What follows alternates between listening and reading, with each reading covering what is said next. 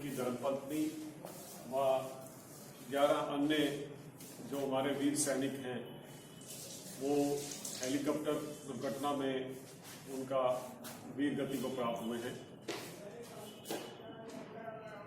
यह एक बहुत दुख का विषय है पूरे देश के लिए और हम सब लोग यहाँ friends social association market number 5 में उनकी दिवंगत आत्मा को शांति के लिए यहाँ एकत्रित हुए हैं। मैं सभी से रिक्वेस्ट करूँगा कि वह अपने श्रद्धा सुमन अर्पित करेंगे। उससे पहले मैं संस्था के acting president senior vice president Shri Gulshan Sehgal ji से रिक्वेस्ट करूँगा कि 2 मिनट अपने विचार रखें। श्री गुलशन सहगल जी।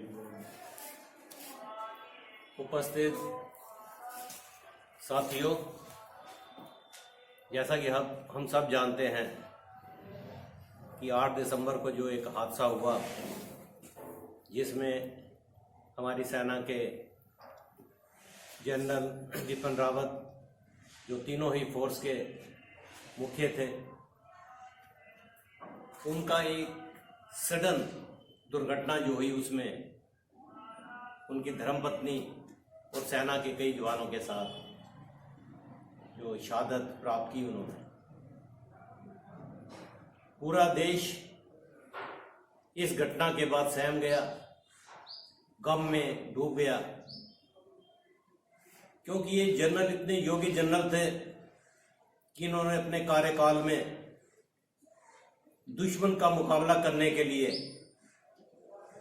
आधुनिक स्ट्रेटजी बनाई, तीनों सेनाओं में कैसे कोऑर्डिनेशन हो ताकि जो हमारे संसाधन हैं सुरक्षा के उनको कैसे ऑप्टिमम यूज उनका किया जा सके। और पाकिस्तान को जैसे जनरल की अगुवाई में जवाब दिया गया, पूरा देश उन पर गर्व करता था। और आने वाले टाइम में जो सेना का आधुनिकीकरण होना था, जो उसमें जनरल रावत ने एक बहुत बड़ी प्लानिंग के साथ, नई नीतियों के साथ उसके ऊपर काम कर रहे थे। ये दुर्भाग्य है कि वो अपना कार्यकाल पूरा नहीं कर सके और बीच में ही उनका ये एक आकस्मिक जो देहांत हुआ, जो निधन हुआ,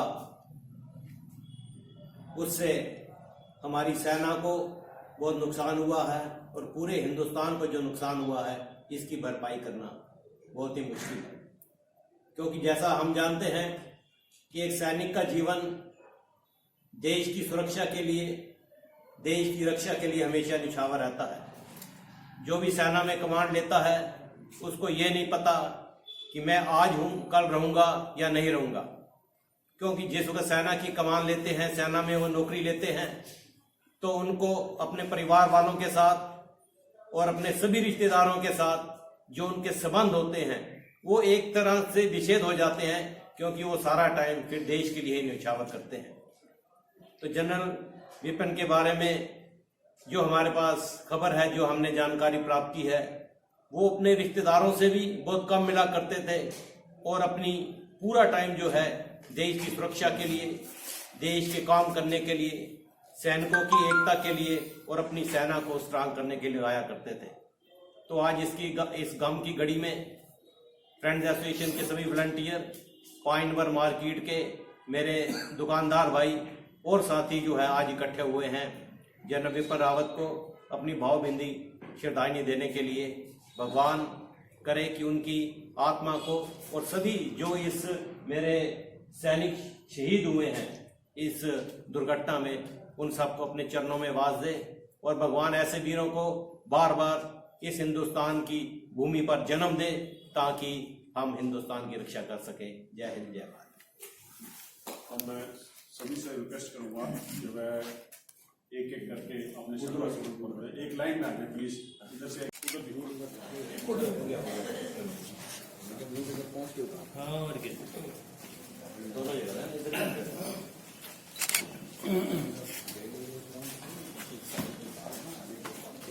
आप इधर से ना पीछे से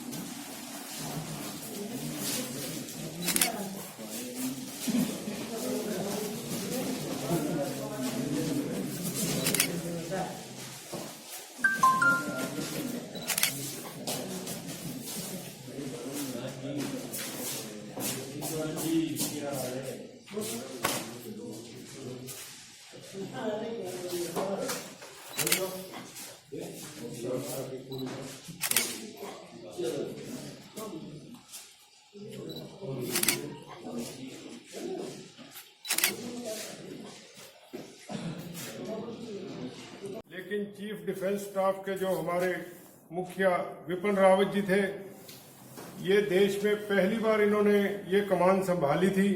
इससे पहले तीनों सेनाओं का कॉमन अध्यक्ष कोई भी नहीं होता था और इन्होंने सेनाओं के लिए जो आधुनिकीकरण की प्रक्रिया शुरू की, आगे भी ईश्वर करेगा वो चलती रहेगी।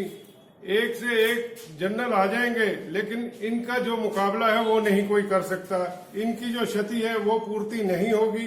आने वाला बेशक इनसे बेहतर ही आएगा। ईश्वर की बड़ी कृपा है। ये देश तो वीरों की धरती है।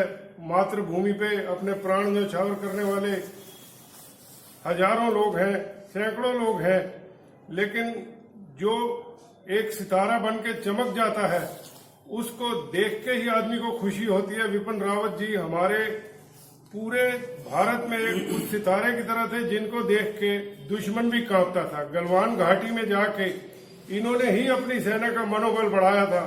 इनके बाद फिर हमारे जो मंत्री, प्रधानमंत्री जी, वो भी वहां पहुंचे, लेकिन विपिन रावत जी का जो एक तरीका था अपनी सेना को मनोबल बढ़ाने का, वो अतुल्य था। ईश्वर इन सब दिवंगत आत्माओं को अपने चरणों में वास देगा और इनकी जो इनके विचारधारा है वो हर जन जन के मन में आएंगी और देश में एक वीर की कुर्बानी से, एक वीर के जाने से हजारों वीरों का जन्म होगा, ऐसा हमारा विश्वास है। दुर्घटनाएं बुरी होती हैं, बुरी लगती हैं सबको, आकस्मिक होती हैं, लेकिन जो क्षति हुई उसकी पूर्ति कर पाना बहुत मुश्किल है। ईश्वर ही पूर्ति करेगा और आने वाले समय में इनको हर समय पे याद किया जाएगा। सरकार भी करेगी और हम सब आम जनता भी इनकी कमी को महसूस कर रहे हैं।